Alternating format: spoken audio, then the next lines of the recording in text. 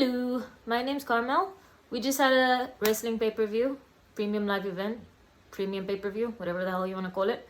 WrestleMania Backlash. I'm gonna review it because I got time. First match, Bianca versus Io for the Raw Women's Championships. That's the SmackDown Women's Championship. That's the Raw Women's Championship. Oh no. Yeah, anyway, first of all, huge shout out to the crowd. Whatever WWE made, they need to give half of the money to the crowd because this pay-per-view was taken to another level because of them. So first match, weird thing, Io was getting cheered like she was Zelina Vega and Bianca was getting booed, which is I think the first time this has happened since she's been on the main roster. But yeah, I got really suckered into this match. So this match had a few good spots. There was a lot going on. Io was doing some good like babyface work and heel work at the same time. She was working over Bianca's arm. And Bianca tried to do her whole I'm Superwoman thing. And she couldn't do it. So she had to do it with one arm. She was still Superwoman, so I guess yay. But Io was playing up to the crowd a lot. Before she did her moonsault, she was gesturing to the crowd a lot in a very babyface way, very natural. Seemed good for her.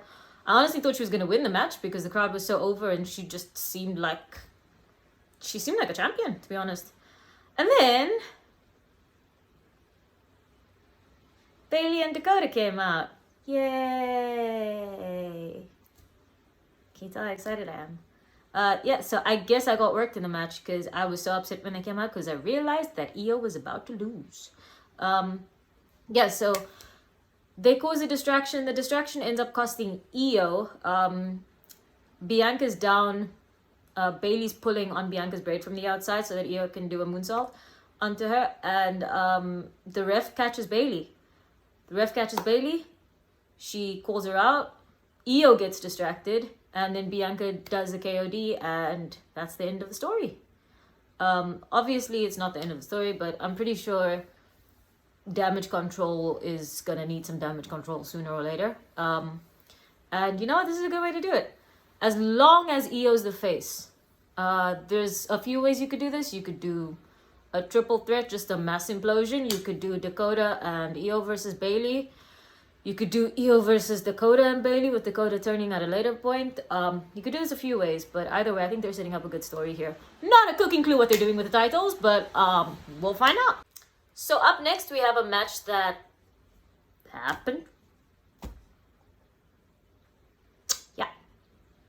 It was Seth versus Omos. What do you want me to say? Okay, no, for real. So, they actually gave this match a video package, which I didn't think was possible. I remember watching the video package and I was like, there was a promo from Seth in there. And I was like, oh, I guess they did try to do somewhat of a build, I guess. I don't know. But yeah, the match was kind of what you expected. Omos was in control for a lot of it. Rollins was doing stuff. I have to say, Omos did kind of put in a bit of a graft in this match. He was doing a lot more. Which is not saying much, but he was doing a lot more. And I mean, he was working with Seth. What are we gonna do? Yeah, there was no way Seth was losing this match. He's probably gonna take the title. It happened. It was fun. Okay, up next we have Rhea versus Zelina. Now, I am PMSing severely, so I can't lie. I was crying for most of this match.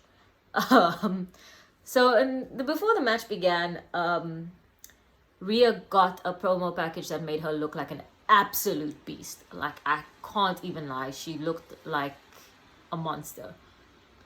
And Zelina got nothing. Like, nothing. This was just, here's Rhea. She's amazing. She's a badass. On to the match we go. I kind of felt bad for Zelina until the entrance. So Rhea came out first. She did a whole kicking in the air. What? She gets to the ring. Zelina comes out. She came out to the LWO music, which, I mean, fair. And she came up dressed in Puerto Rican colors.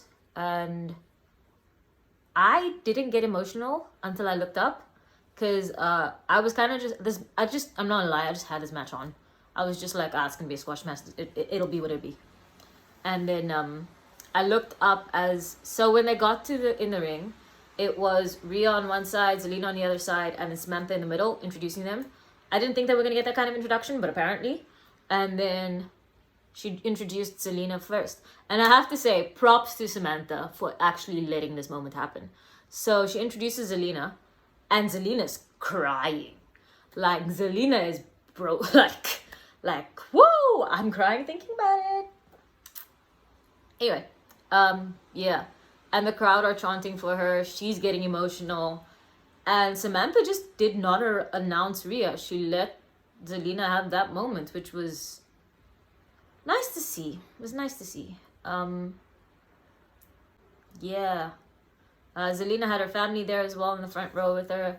So it was nice. And then match starts. Zelina plays cat and mouse, and they actually do it in a really intelligent way where you know Zelina's running away because she knows that if Rhea gets close to her, she's done.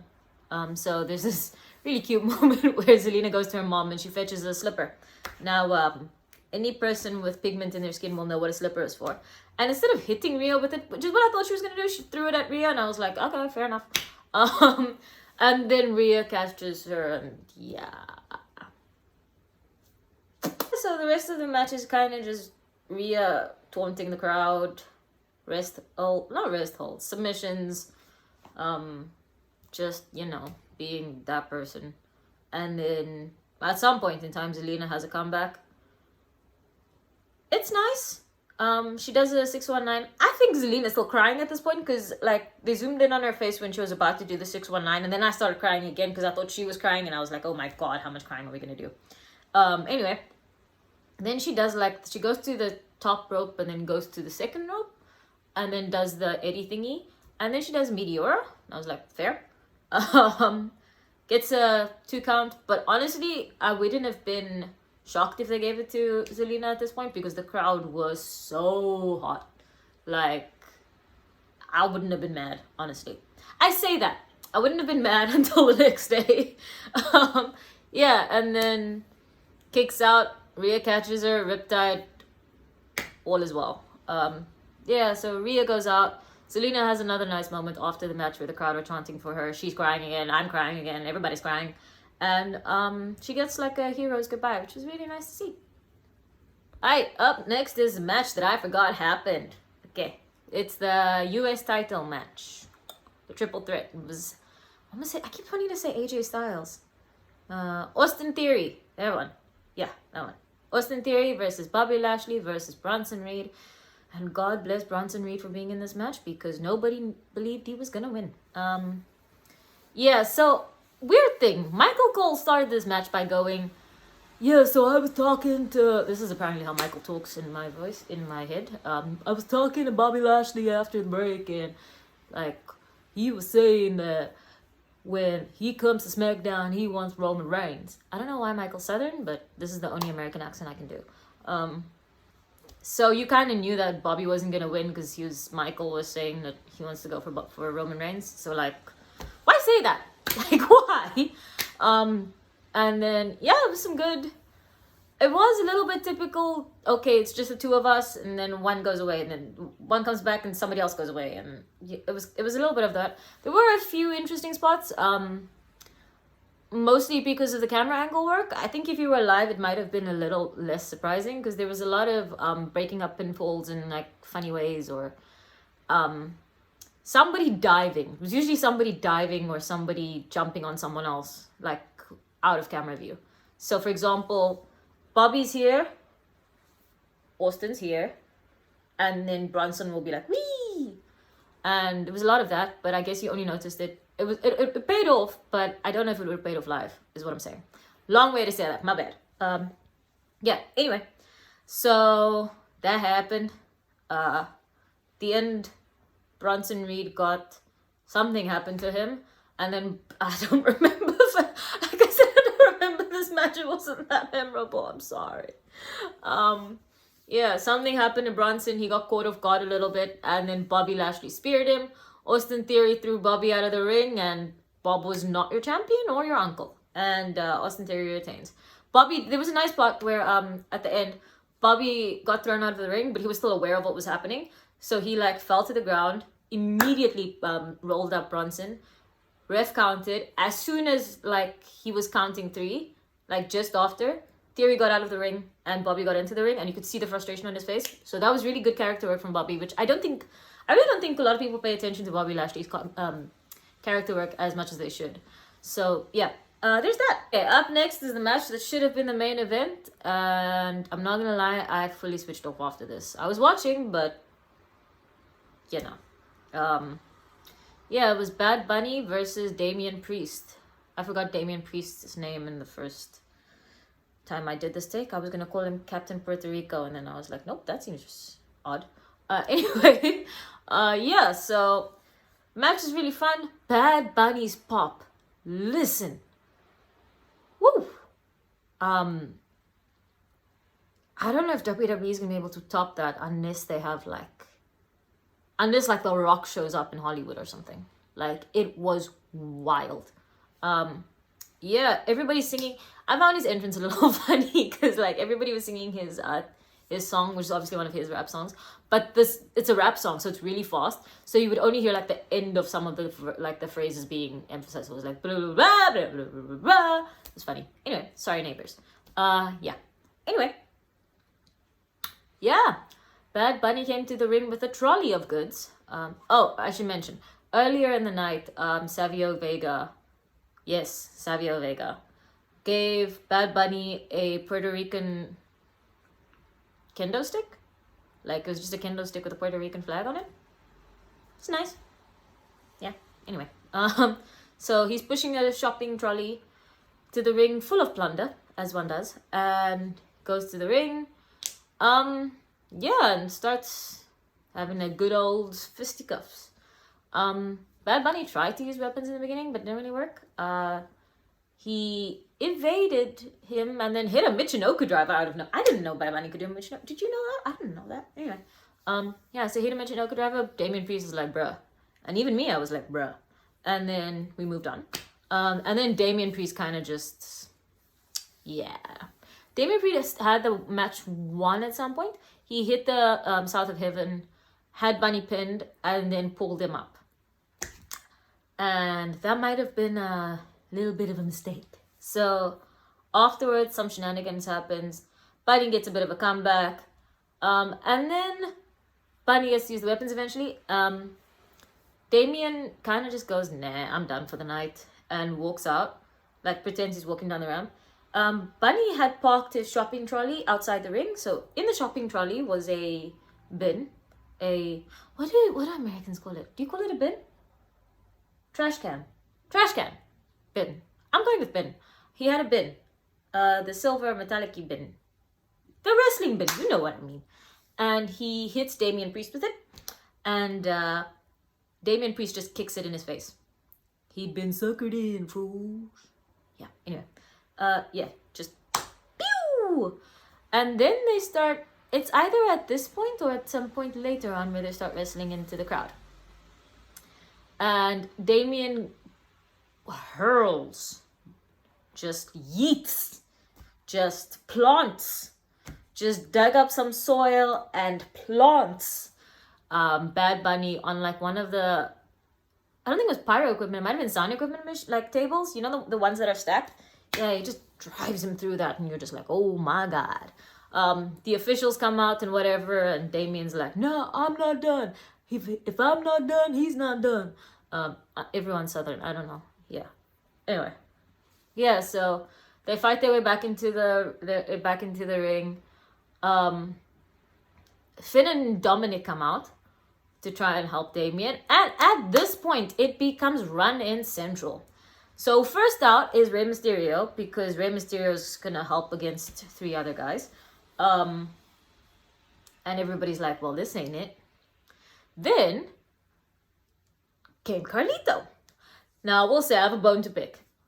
Why did we not do I Spit in the Face of People Who Don't Want to Be Cool at the start of his theme song? They just cut it for no reason. Can you imagine the pop? There was a pop, but I feel like a pop would have been more poppy. You know what I mean? Anyway. Yeah, so then Carlito comes out. And then, sorry, my eyeliner is doing the utmost. Yeah, so Carlito's there. He kind of chucks him out. They try to run away, Savio Vega comes out. And after Savio Vega comes out, finally the LWO come out because they're so important. Yeah, and they kind of just get rid of Dominic and Finnegan. Yeah, and then it's just Bunny and Damien in the ring. And you kind of forget when all of this is going down, you kind of forget about Bunny's, like, that there's a match going on because there's so much happening. But yeah, it was fun. Damien and Bad Bunny have a bit of a back and forth. He hits another Michinoku driver. Commentary make a point of saying like it was a variation of the broken arrow that Damian Priest hits. But I tell you what, Bad Bunny was doing the things in this match. He was doing things. And yeah, hits the broken arrow, doesn't work. Then he eventually hits the Canadian Destroyer, wins it with that. Commentary called it the Bunny Destroyer, and I was like, okay. I mean, it was cute. It was also funny just hearing. I don't know why, but I get really tickled by hearing them refer to him as like, and now Bunny's jumping off the table. Bunny's jumping in the air. Bunny hits a Michinoku drop. I was like, oh, it's a bunny. My bad, I got distracted. Anyway, fun match. Good things. Good lucha things. I think this was the match of the night in terms of just overall spectacle. But in-ring wise, I think the match of the night has to go to Io and Bianca. Like, it was a good match. I can't do it justice. It was a really good match. Go watch it. Okay, so after the match, Rey Mysterio, LWO, Savio Vega, Carlito, and the LWO all come out and they celebrate with Bunny. They hold Bunny up. Everybody's happy. Everybody's singing. Yeah, it was a good celebration. It was a good match. It was a good feel, a good moment. And I will maintain, this should have gone down. This should have gone unlost, especially because the Cody, and I'll get to it, but the Cody and the Brock match was really, really underwhelming. So I feel like they should have ended it with this match, and then everybody just has a massive sing-along. They could have done some Carlito songs. I mean, his theme song. They could have done the Rey Mysterio theme song. Like, everybody could have gotten a pop. Zelina could have come back out. Yeah, I really just feel like they should have ended with this match. But up next we have Riddle Me Timbers, Riddle and KO and Sammy, who, by the way, I really feel like should have a name. Never mind. Versus the Usos and Solo Sikoa, who is also a Uso, but I guess he's a Fatu, isn't he? Anyway, yeah. I mean, it was a good match. Like, in-ring wise, it was a good match. I think I was talking to a friend and I was like, Jimmy didn't seem involved in this match. But my friend has a theory that he got injured at the beginning of the match. So it might make sense because Jimmy really was not seen much, like, at all. Lots of cool spots. What's his name? Riddle? Riddle did a nice little floating bro the outside, I think. And then, yeah, it was lots of good. With these six, there's bound to be good wrestling, but you're not watching Bloodline for wrestling, you're watching it for the story.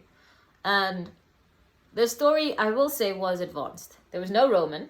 I felt really bad for Puerto Rico because there were a "We Want Roman" chant at some point.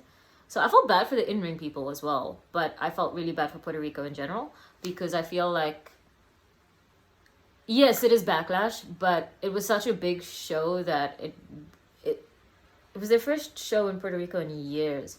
So I feel like they should have had Roman there, even if it was just like he comes out at the end. But yeah, sorry, I have to get this match in order in my mind because there is a lot going. So a few things happen. This may or may not be in chronological order.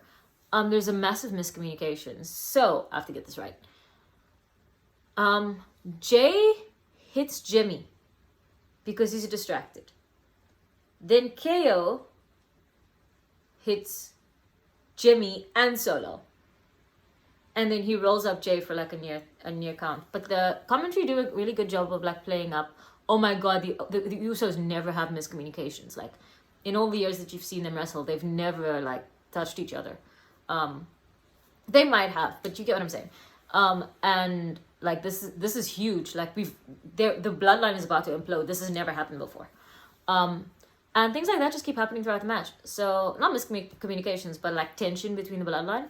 So there's a part where Jimmy's giving his "you broke up my family and now I'ma beat you" talk to Sammy, and he backs himself into the corner like ready for either the Rikishi butt face thing, sting face. I don't know why. I knew the name. Why did I not just say the name? I know why I didn't say the name, because it's Rikishi, and they're not Rikishi. So when they do it, it's like athletic, and when Rikishi does it, it's like, eh. Anyway, Jay backs himself into the corner, quite literally. Solo tags himself in, and you can see both of them being like, bruh. And then Solo gets in the ring. He's in the corner too. He does his bruh. And then Jay tags himself back in. And he's like, nah, bruh, you're not doing this to me. Like, I had this. And in Jay's defense, he did have this. He tags himself back in. More shenanigans ensues. Blah, blah, blah, blah. And like, there are spots in this match where, in that instance, you could have argued that Solo should not have tagged himself in. And I think that happens a lot, because the people that Solo gets the pin in the end. So yeah, surprise, Bloodline wins. I don't know why, but Bloodline wins. I did not expect the Bloodline to win, I will say that. But it's Solo that gets the pin. However, I feel like that's going to play into the story somehow. But there are instances where I feel like Jay could have won. Oh, a big thing I forgot about. So, this is my first time doing something like this, so please don't be too hard at me. Anyway, something I forgot about. Solo's going on a spiking spree. So he's spiking everything that moves. He catches Jay. And like I said, everything's happening between Solo and Jay because I think Jimmy's injured. He catches Jay by the throat. And Jay's like, bruh, it's me. What are you doing? And Solo, instead of just letting go and being like, oh, I'm sorry, my bad, bruh, holds him. He holds him for a good amount of time. And you're just like, what the hell's happening? Like, you're just looking around going, Solo, like, what are you doing? And I will say, at this point, this did bring me back into the match, because I was like very zoned out, because I was just like, this is just going to be the same old stuff. And then, yeah, grabs him by the neck, and somebody attacks Solo from the side. And then Jay does get I think Jay gets a really good near fall. But this is what I was trying to say earlier. There's a lot of moments where Jay gets near falls, or he's in a really advantageous position, and Solo kind of messes it up for him. And I feel like that's probably going to play into something. It'll be like, Solo had to get the job done, and then Jay will be like, well, I had the job. I could have done it. And Solo just said no. So, yeah, there's a good few plot points they can work with. I don't know what Sammy, Kevin, and Riddle do now. They're on different bands to the Bloodline. Thank God. Yeah, I don't know what they do now. I guess just have a contender to see like who's next, like a match to see who's next, maybe. Booking is not my job. Hey, last match. So we have Brockus and Cody. Whoa! Now I will say I was very unenthusiastic about this match, because I don't really care about Cody, and I prefer Brocky as a face. But anyway, I am out of focus. Better? Okay. So before the match starts, Cody's actually very smart. He attacks Brock before the match begins. So Brock is outside doing his dun dun dun dun dun dun, and he's just like, nah, and he just attacks him. And he actually uses weapons. He uses the cover from the announce table. He uses the steel steps. He throws him into the barricade. He does the utmost. He does pretty much whatever he can to get Brock off his game. And it seems to be paying off. Like, they start the match, Cody's in control. He hits a cutter right at the beginning of the match. And then it's a Brock match, guys. What do you expect to happen? Like, honestly, Brocks. Can we call that a verb now? Brock starts brocking.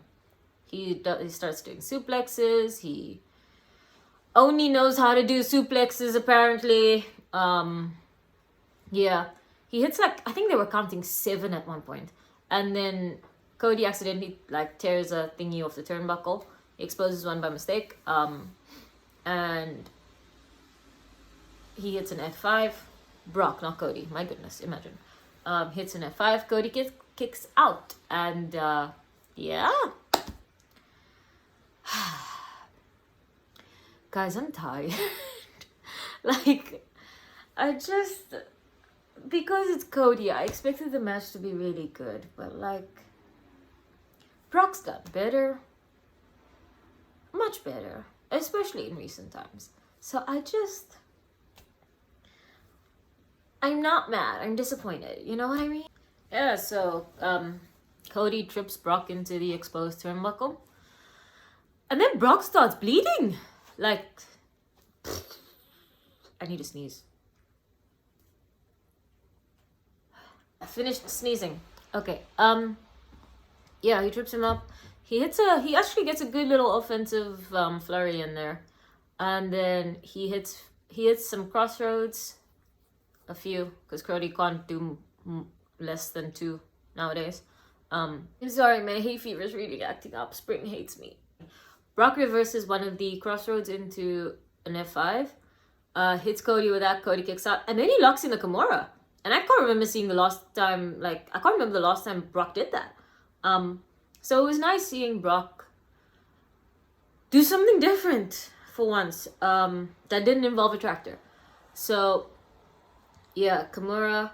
And then the ending of this match was a little... Was it out of nowhere? I don't know. But, yeah, so Brock has him in the Kimura. Cody, kind of using Brock's own body weight, flips Brock over into a pinning predicament. Brock doesn't realize it, so he doesn't kick out and he doesn't let go. And then Cody just wins. And you're like, fair enough. Like, fair enough. But at the same time, you're like, okay.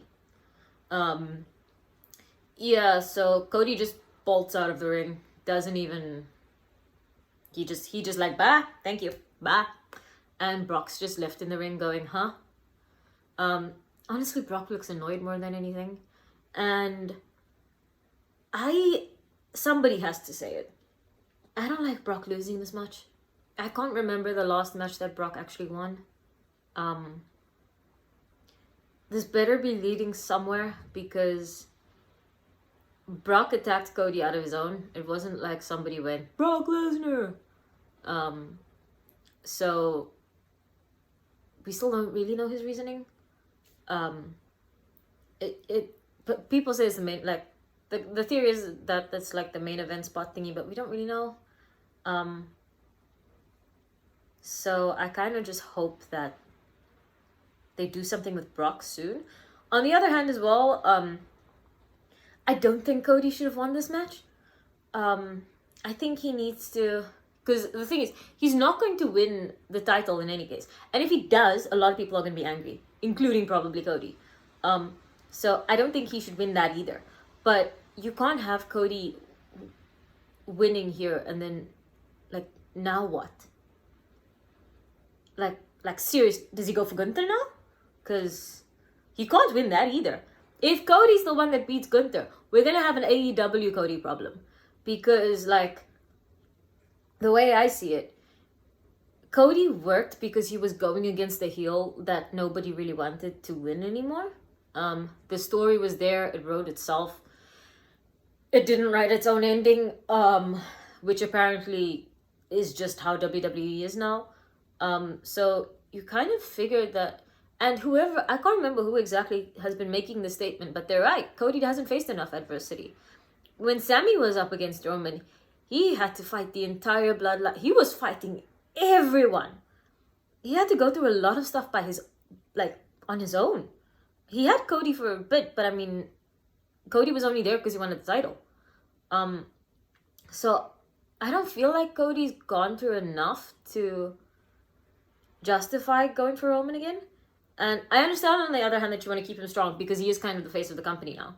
But you could also you could easily switch that role to like Becky Lynch, or maybe I'm just being naive, or Seth Rollins. Although I don't know if you want to give Seth a live mic in interviews. Anyway. Yeah, that's just my opinion. Like I said, match of the night for me was Io and Bianca. Priest and Bunny should have been the main event, especially considering how completely underwhelming Brock versus Cody was. But overall, it was a good pay-per-view. Like, premium live event. Matches were really good. The crowd was phenomenal. The commentary was... during the Bad Bunny match, they kept trying to speak Spanish, like at random times, in a really forced way. You know how when a white person speaks like Spanish in an effort to prove that they're cultured? Like, it was that kind of... I'm sorry, I sound really harsh. That's just how it came across to me. I'm sorry. Maybe other people appreciate it. Maybe if you're a Spanish-speaking person, you appreciate it. But to me, I was just like, my guys. Yeah, there was this cool moment, though, where... this wasn't during a match, but Cody... not Cody. Corey asks Michael, like, well, since you're such a big, like, Bad Bunny fan, do you know any other songs other than Booker T? And Cole says, no, I don't know any Bad Bunny songs. So Cole just goes, yeah, it's this one, which is like the story of, it translates to like my story of my life or something. And then he goes like, yeah, which translates to, I twerk alone. And Corey just goes, what? And I also just had to turn my head and be like, what just happened? But yeah, the commentary was they was what it was. Samantha Irvine also, I think, needs to get her flowers. She's doing amazing on ring announcing right now. And that moment with Selena really solidified for me that she's just top tier. That's been me. I don't know when I'll see you again because I'm extremely impulsive. But yeah, if you agree with my opinions, please let me know. If you don't agree with my opinions, please let me know. If there's anything you'd like to see me talk about or try and do, leave it down below. I don't know if I'm posting this to Instagram, TikTok, or YouTube, or all three yet, so do what you gotta do. Like, share, subscribe, comment. Bye! That's been me. I don't know when I'll see you again because I'm extremely impulsive. But yeah, if you agree with my opinions, please let me know. If you don't agree with my opinions, please let me know. If there's anything you'd like to see me talk about or try and do, leave it down below. I don't know if I'm posting this to Instagram, TikTok, or YouTube, or all three yet, so do what you gotta do. Like, share, subscribe, comment. Bye!